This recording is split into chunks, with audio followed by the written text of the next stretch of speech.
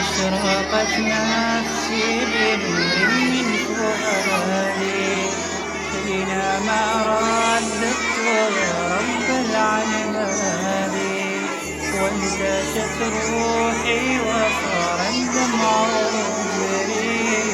يا إلهي خذ بقلبي للرشاد.